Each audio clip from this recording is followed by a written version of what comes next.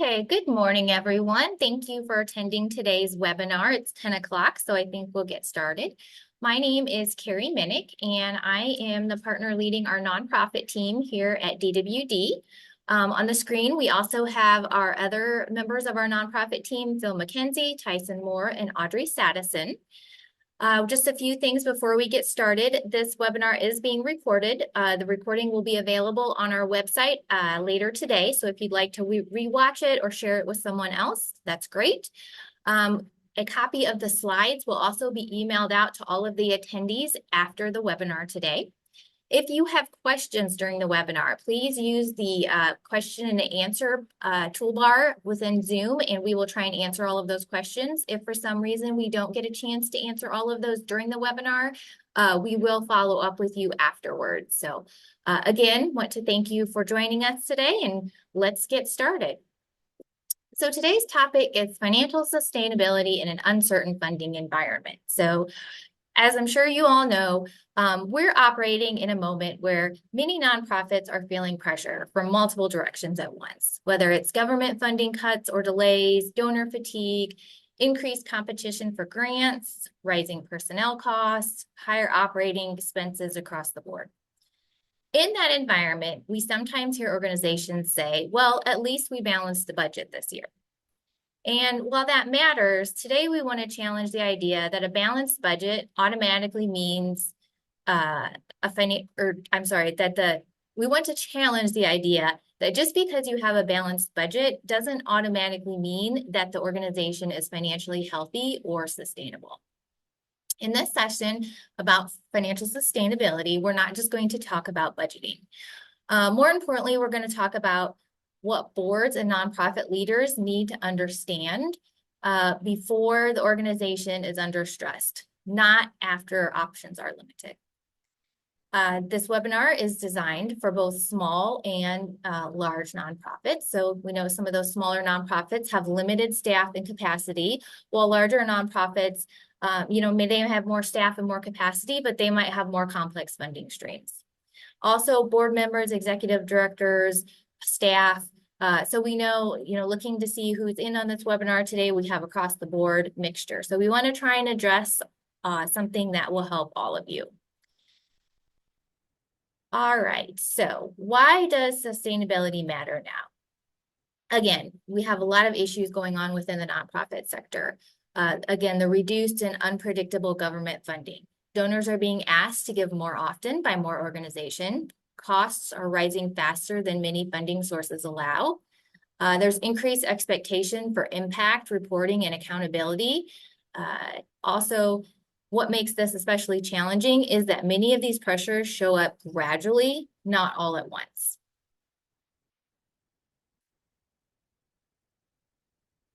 Organizations don't usually go from fine to crisis overnight. Instead, sustainability erodes quietly, so it's a gradual process. So cash might be getting tighter, reserves get used more frequently or maybe in larger amounts.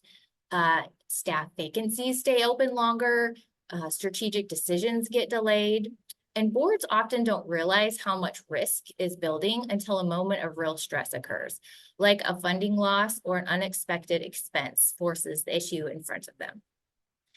This is why sustainability matters before there is a problem, and that's why we want to talk about it today. So let's look at a quick example. Let's say we have a mid-sized human service nonprofit. They've balanced their budget for several consecutive years. They've had clean audits, no issues, no management letter comments. Programs were full. From the board's perspective, things seemed pretty stable. But there were some things that weren't obvious. For example, let's say government reimbursements were consistently delayed. Reserves were being used a little more each year. Key investments in staff and systems were postponed. So none of these things alone necessarily triggered an alarm until a major contract renewal was delayed. Suddenly, the organization faced a cash crisis with limited options.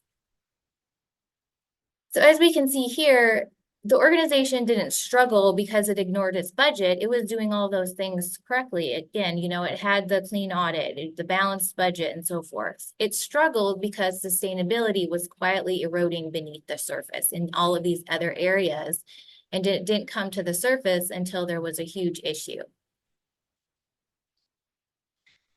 So let's clarify an important distinction between budget and financial sustainability. A budget answers the question, do we expect revenues to cover expenses in a specific year? Now, that is an important question, but it's not the only question we should be asking. Financial sustainability asks deeper questions, such as, are we going to be able to meet our obligations when cash timing changes? How dependent are we on a small number of funding sources? Do we have a large concentration with one donor or one government entity? How much flexibility do we have if something unexpected happens? And can we continue delivering our mission at the current scale over time? An organization can balance its budget, meet audit requirements, pay its bills. You may even have a gold seal of transparency with GuideStar or a 4-star Charity Navigator rating. However, it can still be financially fragile. Financial sustainability usually rests on several interconnected components. The first is liquidity and cash flow. Not just whether money exists on paper, but whether it's available when needed. So it's great that we have a large amount of investments, but if we can't access those quickly, that's not going to help the situation. The second is operating reserves. Operating reserves should be looked at not as a luxury, but as a tool that provides additional timing and options for an organization, especially when they get into these tricky situations or unexpected circumstances. Third, revenue reliability and diversity. How predictable are our funding sources? Are we going to continue to get funded at the same level, or is something going to click and that funding level is going to change? Also, how concentrated is the risk? Are we receiving a large amount of grants from a single government entity? We all know what's going on with the government right now. So what is the risk associated with where we're getting our funding from? And finally, cost structure flexibility. How much of your expense base is fixed versus adjustable? So those expenses that you have to pay every month, you have to pay the rent, you have to pay salaries, versus other things that maybe can be adjusted, like program expenses or advertising that you could maybe not have, maybe you cut back on certain areas. So when you're looking at your expenses, those types of things. For small nonprofits, sustainability often hinges on heavy reliance on one or two funders, like we talked about, a limited amount of reserves, if any. Some don't even have reserves. And then also staff wearing many hats. I know with a lot of the nonprofit organizations we work with, your accounting person may also be helping with technology. They might also be helping with programming. That's just kind of how it is in many small nonprofits. For larger nonprofits, the risks are a little different. They have complex funding restrictions, may have program expansion without adequate infrastructure to support those programs, and overconfidence that size equals safety. So it's a different scale, but it's the same underlying concepts. So if we look at some examples, let's first look at a small organization. So for a small nonprofit organization, let's say it's a small arts organization. Let's say they have 3 full-time staff. 60% of their revenue comes from one annual fundraising event. Each year, leadership proudly reports that the organization breaks even. The budget works as long as nothing changes. So when we look at sustainability, some of the questions that we may ask and that may reveal some additional risks are, what if weather, attendance, or sponsors change for this event? Again, we're getting 60% of our revenue from this one annual fundraiser. What if this annual fundraiser is held outside and is dependent on the weather? Or You know, how the attendance, what if all of a sudden people don't want to come? Or we've had this longtime sponsor that every year we had the same company sponsor it. And all of a sudden they had a change in ownership and they decided, well, we don't want to really sponsor this event anymore. We should also ask, how long could the organization operate without that event? So again, do we have a concentration where there's a heavy reliance on this funding stream? Are there enough reserves to adjust if we need it? So let's say this event doesn't happen for some reason. Do we have enough reserves set aside that we could pull those out and cover our expenses where this fundraising event fell short? So let's look at a large organization now. So let's say it's a regional nonprofit with $15 million in budget. Their revenue appears well diversified. However, several programs run chronic deficits and rely heavily on unrestricted funds to stay afloat. So we're not charging fees necessarily to cover the expenses that relate to these programs, but we're having to get in donors to support that. So again, in a larger organization, the leadership may assume that we're secure, we're a large organization, we're good. However, if we look at, again, those sustainability questions, are deficits strategic or accidental? So these programs that are not, they're basically not supporting themselves. And some organizations have that, where they will have to raise contributions to support the programs. But is it a strategic decision or is it accidental? That's the key question there. How concentrated is reliance on flexible funding? And what happens if donor priorities shift? And let's say you've had longtime donors that have contributed, make grants and contributions to this program, but for some reason they decided, well, we're not going to support this program anymore. So how are you going to be able to fund that deficit? So again, whether it's a small organization or a large organization, it's a different scale, but the same sustainability issue. So let's talk a little bit about what boards need to understand.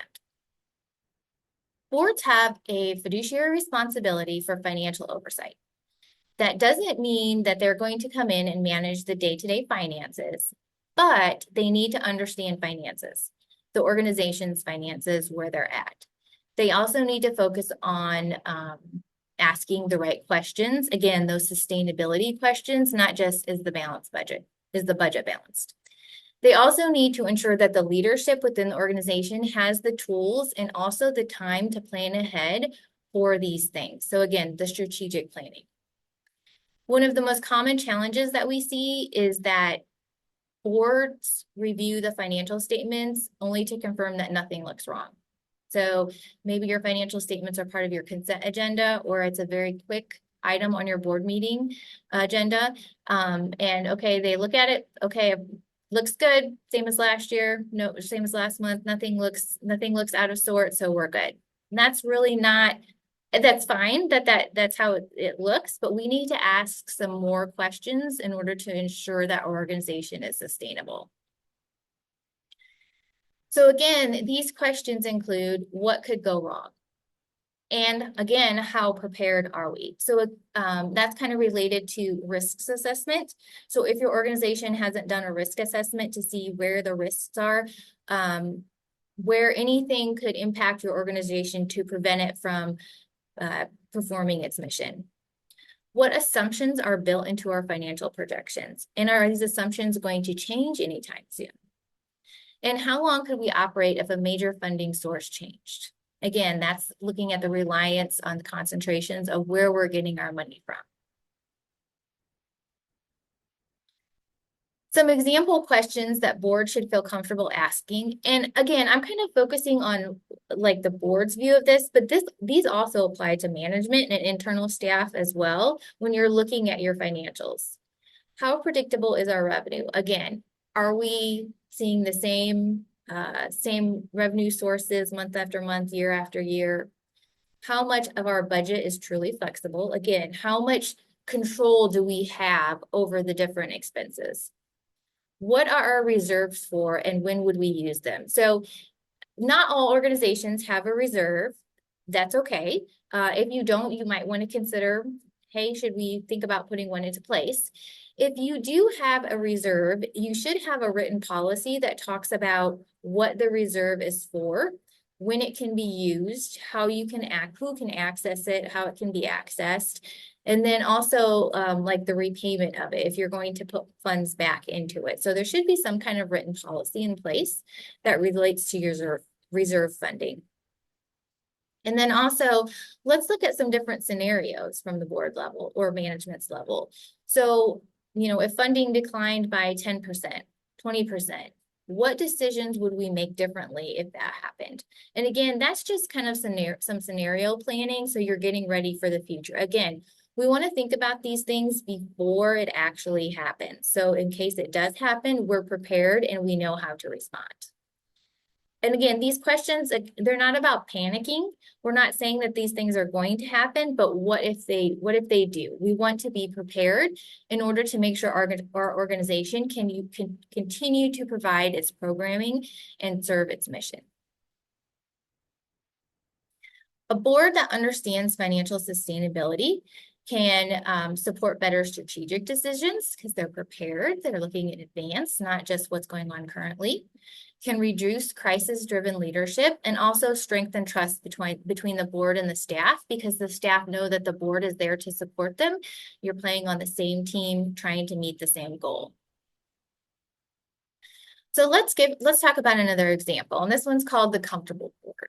So we have an organization. The board received monthly financial reports again. Again, everything looked orderly. There were a few questions, but nothing stood out, nothing major. Meetings moved briskly through the financial part. So eventually, though, a board member asks, how long could we operate if we lost our largest funder? Nobody in the room could answer this question because it had never been brought up before. It wasn't negligence. This isn't negligence. It's just a lack of shared visibility of what's going on within the organization. So again, your board members don't need to know every detail. Again, they're not involved in the day-to-day, but they do need to know and understand clear financial indicators, take part in forward-looking discussions, and have space to ask difficult questions without fear. Sustainability improves when boards focus less on confirming that things are fine, yep, this is good, and are more on understanding what could change. So now let's talk about, again, being proactive instead of reactive about financial stress. Financial stress rarely announces itself clearly. There's going to be maybe some early warning signs, and if you're aware of these early warning signs, you may be able to prevent or at least reduce the effects of this occurring. If there's increased reliance on short-term fixes, there's regular use of reserves to cover operations. So you're not getting enough money coming in from your contributions or program fees. We keep having to pull from those reserves.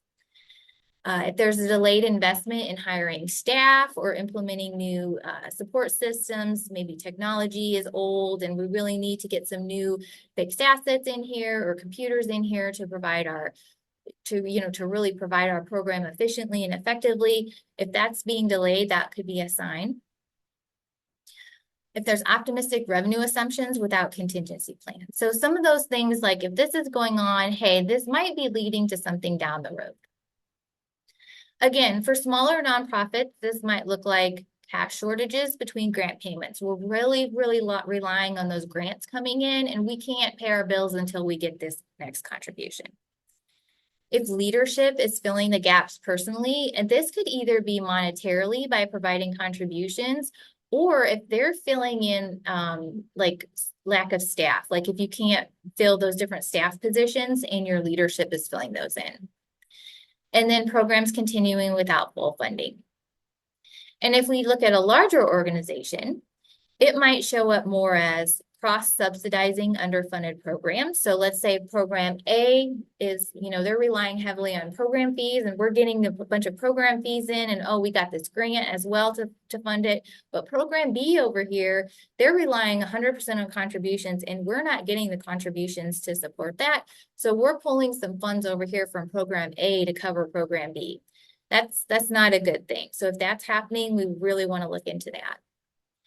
growing administrative strain, or difficulty adapting when funding priorities shift. So again, the earlier that these signals are recognized, the more options an organization has, and also more time in order to address these issues. Let's look at another example. So let's say an organization delays filling a vacant position. So they need to hire this staff person, but it's been vacant and it's been vacant for a long time. And then they get another person that leaves and we have another position that's vacant and it continues to not be filled.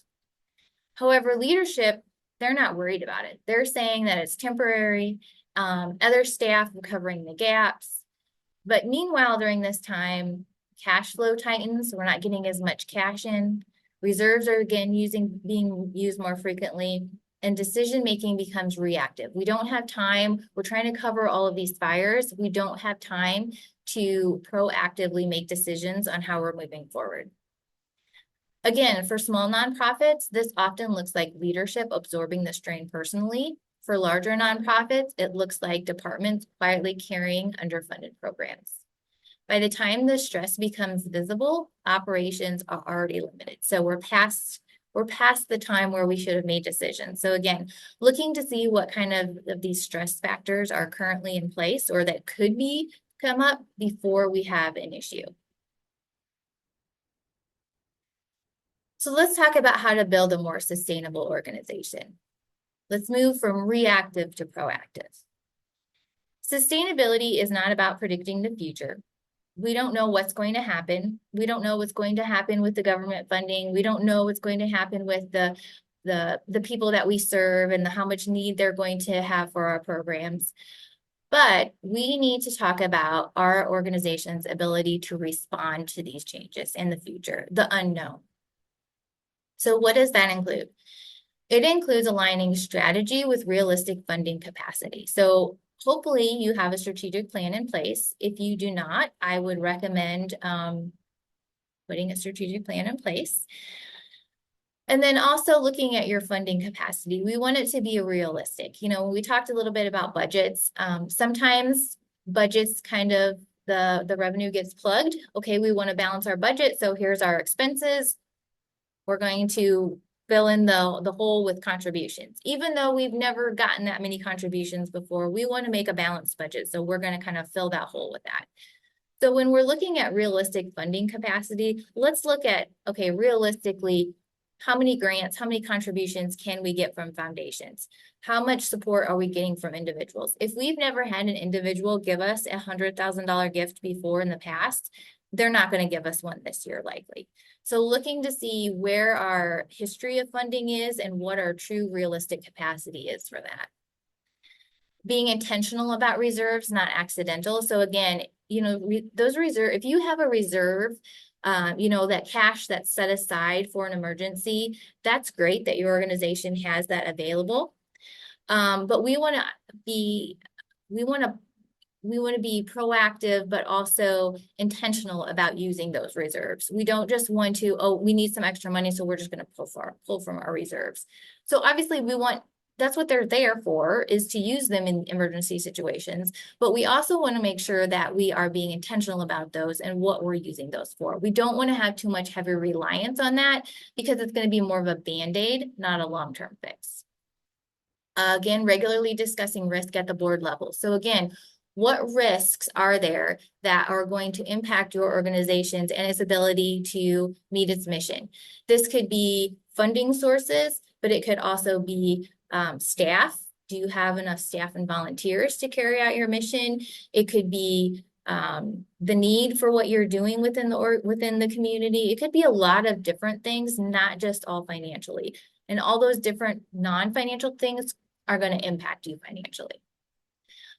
Ensuring financial information supports decision-making, not just compliance. Again, so when we look at our financials, it's not just, okay, here's our financial statements for the month. We've done them, the board's looked at them, they're great. We filed our 990, we had an audit done. Okay, well, that's great. That's a lot of historical information.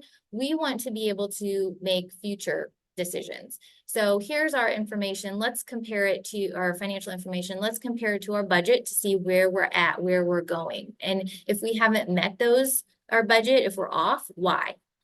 And again, making scenarios for the future. What if our funding drops 10%? What if we lose this funder? What will happen? What are those different plans that we could put into place? Even though, there's only like a 2% chance that that might happen. Let's talk about it now before it actually happens. One of the most important things about sustainability within an organization that it is a shared responsibility. It doesn't rely 100% on the staff or the executive director. It is a shared responsibility between the staff and the board.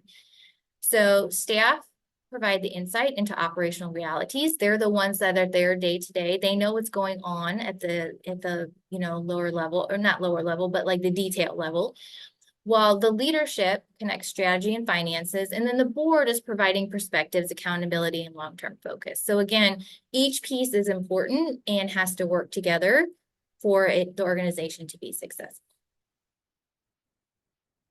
Let's take a look at another example about proactive planning. Let's say a mid-sized nonprofit, they realize that several of their grants are going to end within 2 years. So instead of waiting until that 2 years is up and then we're going to say, oh my goodness, what should we do? How are we going to fill this hole? Leadership and the board revisited reserve targets and purpose. So we said, okay, we have a reserve. What is the purpose of the reserve? How can we use that to fill this hole if we have to?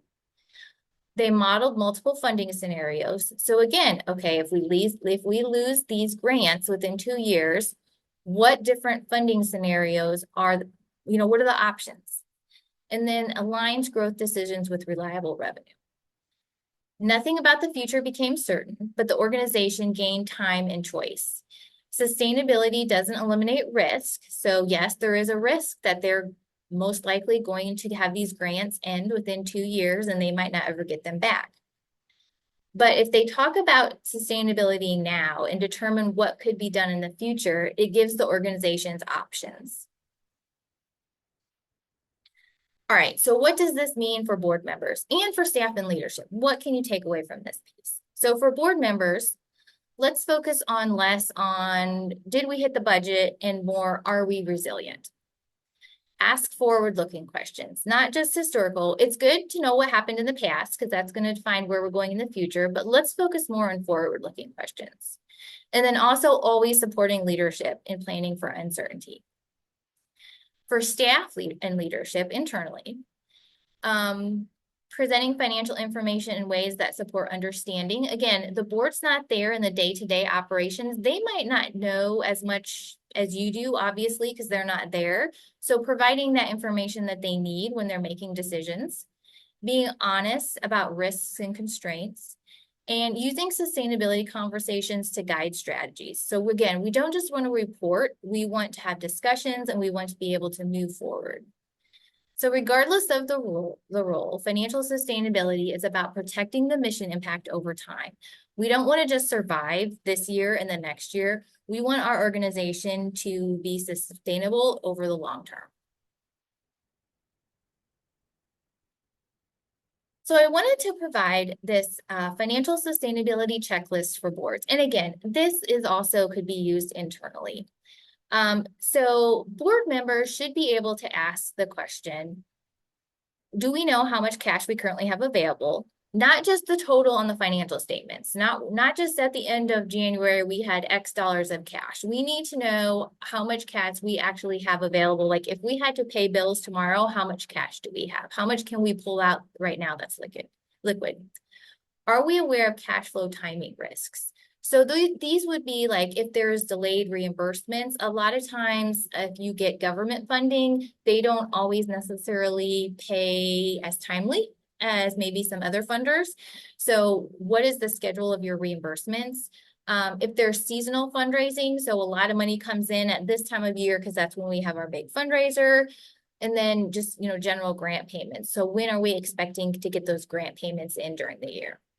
And also, how many months could we operate if no new revenue came in? So if we had to stop right now, and this is usually when we talk about, having so much cash or investments on hand in order to pay your bills, usually it's 3 to 6 months. But if we didn't bring any more money in, how many days, weeks could our organization last? So those are some questions that board members really need to be able to answer, because cash problems are the most common reason that nonprofits experience financial crisis, and that leads to not being able to be sustainable.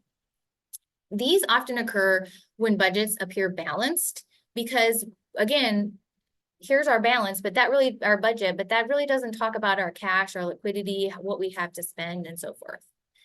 Small nonprofits may feel this through payroll anxiety, making sure that they have enough cash to make payroll every month or every 2 weeks. Larger organizations often experience it through delayed reimbursements or restricted cash. If we have a lot of cash on hand, but it's restricted for a specific purpose and we can't use it for our daily operations. So without liquidity awareness, boards may be surprised by problems that were visible months earlier. The next kind of area that we want to talk about in the checklist is operating reserves. So board members should be able, and leadership as well, should be able to answer, do we have a written operating reserve policy in place? So again, if you have a reserve, do you have a written policy in place that says when that reserve can be used, who can use it, should it be repaid, and so forth?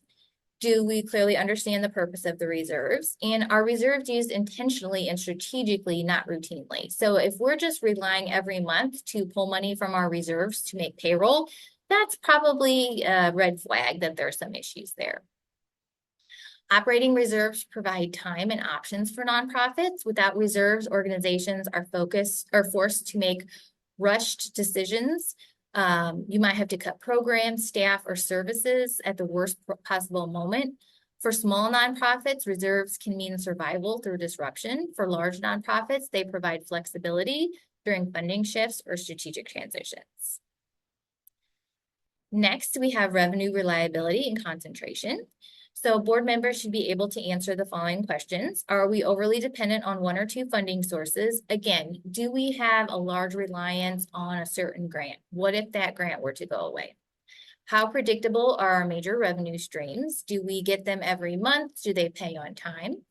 Do we understand upcoming grant expirations or donor risks? So for example, we've gotten this grant, we've got every 3 years, we get this large grant. Are we going to continue to get that? Or did something happen where we're not going to get that anymore? Do we have donors that have given us money for a long time, but for some reason they passed away and their estate is going to be controlled by someone else, and that person is not interested in what we're doing? Anything could happen. So making sure you're aware of where your revenue is coming from. And again, revenue risk is not just about diversification, that is a piece of it, but it's also about reliability. A small nonprofit dependent on one event carries a different risk than a large nonprofit dependent on a handful of unrestricted donors, but the impact can be the same. Boards that understand revenue concentrations can anticipate changes instead of reacting to it. So again, it's about not having to react to it, about being proactive instead of reactive. Next on the checklist is program economics. So which programs generate surplus and which required subsidy? And again, that's okay if you have some programs that require subsidy, but again, it's being strategic about it, not just, okay, we need extra money to support this program. We've always done this program. It's our white elephant. This is what we're known for. Maybe we need to evaluate our programs to see which programs we should actually be continuing to offer. Again, is subsidy intentional and aligned with the mission strategy? And how much unrestricted funding is available to support the program? So again, in the nonprofit world, we love unrestricted money that is not restricted by a donor for a specific purpose, because we can use that for our daily operations. We can use that to support different programs. So we really like that unrestricted funding. So how much of that money coming in is unrestricted, and how much can we use to support our programs? Why this matters: programs do not automatically become sustainable because they are mission critical. Just because they relate directly to the mission, that's what you always done, doesn't mean that it's a sustainable program. Without understanding program economics, organizations can slowly drain unrestricted funds without realizing it. This affects small nonprofits struggling to cover core costs, large nonprofits expanding programs faster than infrastructure can support. So both, again, just in different ways it's going to impact small organizations and large organizations. Next is forward-looking governance. So board members should be able to answer, are we discussing financial risk, not just past results? Do we understand the assumptions behind the budget? So this is a good area to kind of talk about budgets. When we look at our budget, we need to understand how, first of all, how the budget is prepared. Are we just, taking last year's numbers, plopping them in this year's numbers and adjusting a few items? That's one way people prepare a budget. You could do that. Are we starting over each year? How are we preparing that budget? We really need to make sure that when we prepare this next year's budget, that we are thinking about all of the things that are going to be changing this next year. We can't just assume that what happened in prior year is going to happen again this next year. We may hire new people. We may lose new people. We might want to add a program. We might get funding cut. We might get new grants. We might be purchasing a building. So we really need to go through and think about all of the things that are going to happen or change in this next year, and then how that impacts the budget. So then when we look at the budget, we understand how it was created, but then also what assumptions are going along with that budget. So let's say you're a nonprofit that runs a daycare. What is the assumption related to revenue? Are you going to be 100% full? Are you going to be 90% full? The board needs to understand when they're reviewing that budget, what percentage you're assuming that you're going to be full. And then are you meeting that percentage? And then why or why not? So understanding how that budget was created is going to impact how they look at it and the decisions that they make comparable to how the actual numbers are coming in. And again, considering those multiple future scenarios, what's going to happen if this happens? Or what are we going to do if this happens?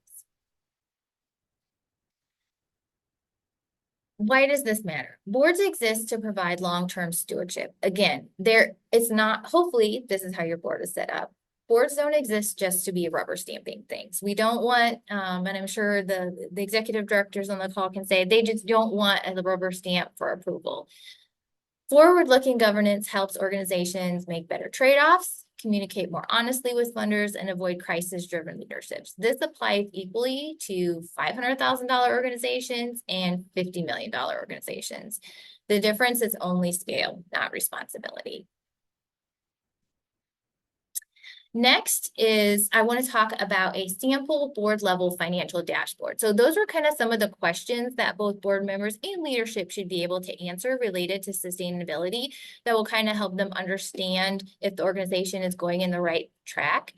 I also wanted to provide this sample. So it's beneficial to your board members if you were to provide a one-page kind of governance dashboard template that shows certain things. It's easier for the organization or the board members to look at. It kind of provides a one-page summary.